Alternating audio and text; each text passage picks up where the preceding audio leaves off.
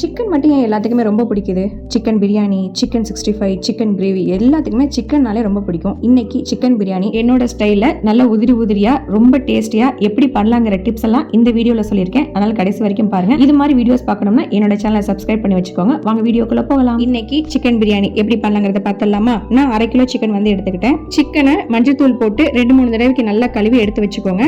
அதில் நல்ல கட்டியான தயிர், இஞ்சி பூண்டு பேஸ்ட்டு, மஞ்சத்தூள், மிளகாய் தூள், கரம் மசாலா, பிரியாணி மசாலா, மல்லித்தூள், தேவைக்கேற்ப உப்பு, ஃப்ரைடு ஆனியன், அப்புறம் புதினா இலை இதெல்லாம் போட்டு நல்லா பரட்டி ஒரு 1 hour ஊற போட்டுருங்க. பாஸ்மதி ரைஸ்ல பிரியாணி பண்ண போறீங்கன்னா அடுப்புல பாத்திரம் வச்சதுக்கு அப்புறம் பிரியாணி அரிசி வந்து ஊற போடுங்க. அப்பதான் இந்த டைமிங்ஸ் வந்து கரெக்டா வரும். நான் இன்னைக்கு ஓப்பன் பாட்டில தான் பண்ண போறேன். அடுப்புல பாத்திரத்தை வச்சு 2 ஸ்பூன் வந்து எண்ணெய், 1 ஸ்பூன் நெய் ஊத்தி பட்டை, கிராம்பு, ஏலக்காய், ஸ்டார் ஆனிஸ், 1 ஸ்பூன் சோம்பு போட்டு இது நல்லா பொரிஞ்சதுக்கு அப்புறம் ஃப்ரெஷ் பிரியாணி இலையும் போட்டு 2 பெரிய வெங்காயத்தை பொடிசா நறுக்கி அதையும் சேர்த்துக்கிட்டேன். இது நல்லா வதங்கணும். வதங்கினதுக்கு அப்புறம் தான் வந்து இஞ்சி பூண்டு பேஸ்ட், தக்காளி, கொத்தமல்லி, புதினா சேர்த்ததுக்கு அப்புறம் நல்லா வதக்கி விடுங்க. நம்ம ஊற வச்சிருந்த சிக்கனையும் சேர்த்துக்கிறோம். நம்ம ஏன் சிக்கனை ஊற வைக்கிறோம்னா அப்பதான் நல்லா சாஃப்டா இருக்கும். மசாலா நல்லா ஊறி சூப்பரா இருக்குங்க. பிரியாணிக்கு தேவையான அளவு உப்பு போட்டு சிக்கன் வந்து இதுலயே நல்லா வெந்துடணும். எண்ணெய் பிரிஞ்சு வந்ததுக்கு அப்புறம் நான் 4 டம்ளர் பாஸ்மதி ரைஸை வந்து நல்லா கழுவி ஊற போட்டிருந்தேன்.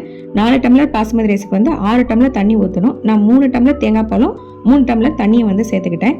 ஊற்றி நல்லா கொதிச்சு வந்ததுக்கு அப்புறம் தான் வந்து பாஸ்மதி ரைஸை போட்டு நல்லா மலமலன்னு ஒரு 5 நிமிஷம் நல்லா கொதிச்சதுக்கு அப்புறம் பாஸ்மதி ரைஸ் வந்து ஒரு 80% நல்லா வெந்திருக்கும். அது எப்படின்னா இது மாதிரி ரைஸ் வந்து மேலே வந்திருக்குங்க. இதுக்கப்புறம் என்ன பண்ணணும்னா நெய் வந்து மேலாப்புல ஊற்றி அதுக்கு மேலே வந்து புதினாலையே நல்லா தூவி விட்டு தம் போட்டுற வேண்டியதான். தம் எப்படி போடுவேன்னா இந்த பாத்திரத்தை கரெக்டாக மூடுற அளவுக்கு ஒரு மூடி போட்டு மூடி அதுக்கு மேலே ஒரு வெயிட்டான பொருளை வச்சிருவேன். அப்படி இல்லைன்னா ஒரு பாத்திரத்தில் நல்லா தண்ணி ஊற்றி அதுக்கு மேலே வச்சிருவேன். 15 நிமிஷம் லோ ஃப்ளேமில் வச்சிருங்க. அதுக்கப்புறம் திறந்து பாருங்க, நல்லா உதிரி உதிரியாக சூப்பராக ரெடியாக இருக்கும். நம்மளுக்கு பாஸ்மதி ரைஸ் வந்து உதிரி உதிரியாக வரணும்னா நம்ம ஊற வைக்கிற டைமிங்ஸ் தான் கரெக்டாக இருக்கணும். கரெக்டாக 1/2 hour மட்டும் தான், அதுக்கு மேலே ஊற வைக்க வேணாம். வர சண்டே அன்னைக்கு இது மாதிரி சிக்கன் பிரியாணி செஞ்சு உங்கள் வீட்டில் ட்ரை பண்ணி பார்த்துட்டு எப்படி இருக்குன்னு கீழே கமெண்ட் பண்ண மறந்துடாதீங்க. உங்களுடைய கமெண்ட் நான் படிக்கிறப்ப எனக்கு ரொம்ப சந்தோஷமாக இருக்கும். ஒரு சூப்பரான ரெசிபியோட வரேன். தேங்க்ஸ் ஃபார் வாட்சிங்.